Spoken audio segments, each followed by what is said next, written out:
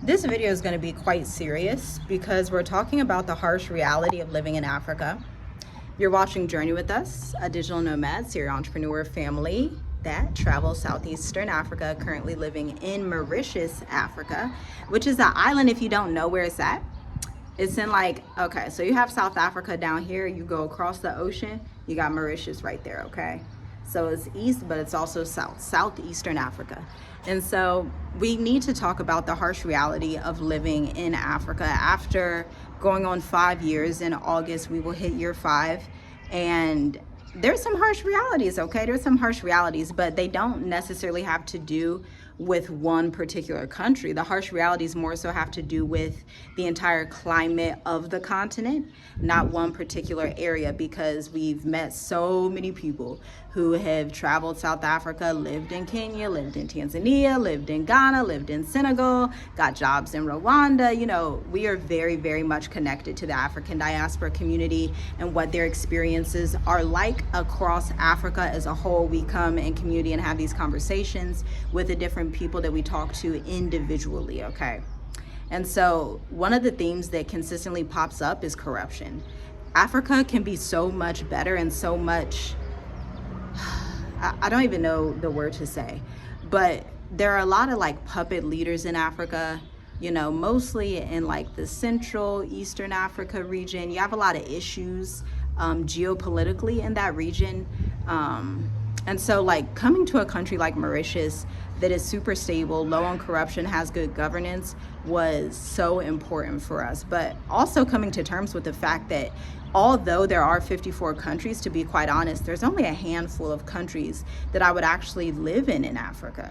Now, I'm a mom, I have lots of children, and my youngest child is only about 1.5 years old. And so my risk tolerance is at 0. I don't have much risk tolerance. I'm like the mother lion, you know, if you see those videos on Netflix, what is that show called, y'all? Y'all know that show where they have the lions and the zebras. It's like Planet Earth or something like that. But the mother lion is always super protective of her cubs and trying to protect and hedge the legacy, essentially. Because even the animal kingdom knows, if you're not protecting your children and your children's children, then what are you doing, okay? And so Africa has that huge issue with corruption, but the good thing is Africa is going through a growth period where, you know, leaders like Captain Ibrahim Traore, Burkina Faso, are standing up and saying, you know, colonizers, y'all gotta get out and pay the proper fees that you need to pay us. On top of that, they're also fighting corruption. And so Senegal is also on the least corrupt list of African countries. So they're also doing good. They're owning their oil refinery, putting jobs and businesses back into the economy. But you don't see this as much when you go to places like Congo, when you hear about the issues that are happening there, when you talk to people from there, and why we've met people from Congo who have decided to come here and get, you know, their finance job or their banking job, whatever job they wanted to get, whatever career it was they wanted to go into. And you start to understand, especially when you empathize with our cousins who are living it for their entire life. They didn't come from America. They've lived in, you know, whether it's Zimbabwe, Congo, Ghana, Nigeria, wherever. And you hear these same patterns of they cannot accelerate. They can't really provide a legacy. They can't really do what they want to do. They're almost not catapulted. They're almost in captivity in a way to corrupt governments and politicians that want to bribe them at every single corner, or that come around and just request more money out of nowhere. That is the harsh reality of Africa. I would say that's the main deterrent that most people deal with, okay? That's main. You know, you can deal if you're in Southern Africa, South Africa, Zambia is where I hear most of this, maybe Zimbabwe as well. You can deal with that load shedding type of stuff. That's not a big deal, you know, it's okay to be in nature. But when it comes down to corruption, this is a big issue, okay? This is a really big problem. And this is why Africans will leave Africa and go to countries like America. Now, I don't suggest you do that. Please, my African brother and sister, try a different country in Africa, okay? Check out the least corrupt African countries list and see what favors available for you, because there are countries out here like Mauritius in Africa and other countries that will allow you to come here on a work visa. You can live your best life, or as a digital nomad, or as, you know, an entrepreneur and invest, whatever it is. But don't give up on Africa. Also, that's also something that I want to say, although that's the harsh reality, that a lot of corruption is just infused everywhere in some of these economies, some of these societies, particularly in like Central, Eastern, and a few in West Africa as well. But that type of spirit, it's just horrible. It's just very, and let me give you a scripture. The word says the devil comes to kill, steal, and destroy. And so you can tell who a people is, what a people is by their fruits. We have to be discerning. And so if you reap the fruits and you act or operate in the spirit of theft or in a spirit of bribery and corruption, then I have to go back to the book of John, which says the devil comes to kill, steal, and destroy. Okay? But this isn't something that's synonymous across all of Africa. A lot of Americans have been coming to Southern Africa specifically because you have countries like Namibia, Botswana, Rwanda, okay, Seychelles, Mauritius, that are visa-free and on the least corrupt countries list. Rwanda, they're not necessarily visa-free, but I think you just pay $30. Their business processes work. You don't have to, jump through 30 million hoops and do all these strange things and tap dance all over the place, because they actually just care about serving people and serving humanity. Say what you want about Rwanda and how they treat Congo. I'm not sure. I was not in the room. Y'all probably weren't in the rooms either. Unless you're really in the rooms, how can you really say what any country's doing without being someone that's just throwing assumptions and false accusations out there, okay? That's something else you should know when you're facing these harsh realities of Africa. You should know that your assumptions will not serve you because you don't know everything.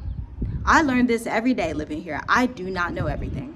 Something new I just learned, subscribe to members only so you will see this journey. But something new I just learned is that there are much more affordable properties for $130,000 that you can own on your digital nomad visa, okay, and transition into your entrepreneur visa and have your Airbnb booking, okay? Subscribe to members only if you want details on how we're going to be doing that. But we truly don't know everything. As Americans, we think we know everything.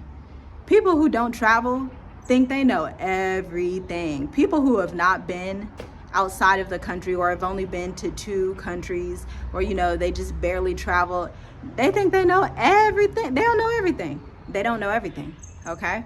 I grew up as somebody, I used to travel all across the East Coast, but mostly between like the Midwest, Ohio and Indiana, Ohio to Florida, driving all up and down. So I'm used to traveling. I love adventure. I love travel. Absolutely love it.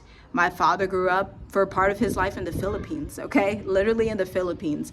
And so I have a different mindset about life as well. That's something that you also want to be aware of when we were talking about harsh realities. When we're talking about what Africa is like, just understand the context of my mindset. I'm someone that does not complain. Or at least I try not to, y'all. The things that I complain about, I'll complain about like if I don't have my coffee in the morning, I'll complain about that. Or like little stuff, but I'm not going to just like lose my mind with complaints. I'm not going to do that because I'm not going to miss out on my blessing and my family's blessings, okay? Because if you understand the spirit, the more you complain, the more you show the Most High that you don't want the blessing and that you're ungrateful. And so that's something else to keep in mind as you're talking about harsh realities and, what country you want to choose. Understand and just have the mindset of like, be easy, be cool. Everything's good. Hakuna Matata is gonna be okay. Like, enjoy your life. It's not the end of the world. Take a deep breath, go fast. You may need to fast, go in prayer because, life is too short to be stressed. And if you stress yourself out, you're probably going to die early, unfortunately, because of heart disease and high blood pressure. Okay. And so as you're facing these harsh realities, choose a country that welcomes you, choose a country that is simple and easy for you, choose a country that abides by principles that you live in. One of the principles we abide by after going through Torah, also reading the book of Jasher, now we have more boundaries when it comes to corruption for our family and what we teach our children. Like we're not going to stand for it. We're just not going to stand for it. That's something that we're not going to stand for. If you have like tomatoes and the price is a little higher for that or some kind of technology or, whatever, that's fine. But when you're dealing with big business, big money, big institutions, you don't want to play those games. You do not want to play those games. You want to go somewhere where you're going to be safe, you're going to be protected, and your most harsh reality is going to be the harsh reality that I'm facing right now, which is this extreme heat. It's so hot. And I want to get in the pool. I really do, but I just did my hair. I have a blowout. And so I'm like, do I get in the pool? This is my harsh reality right now that I've had the grace and mercy of the Most High, the wisdom to choose the right country in Africa, okay? So this is now my harshest reality, is this sunlight. And y'all think I'm playing. I have a smile on my face, but seriously, it's hot, y'all. It's hot. It's very hot. I think it's hotter than when we were in Tanzania, to be quite honest. It's very hot, but it is an island, and I am thankful. And I am thinking about potentially messing up my hair for this pool, okay? So shalom, shalom. I'll see you in the next video. Feel free to like, share, comment, subscribe. Check out the Mauritius Africa playlist if you're interested in learning more. If you want topics like, oh my gosh, is Mauritius racist? Oh my God, is it expensive? Oh my, oh my, oh my. If y'all want all those topics, they're in the Mauritius playlist. Shalom, shalom. I'll see you in the next video.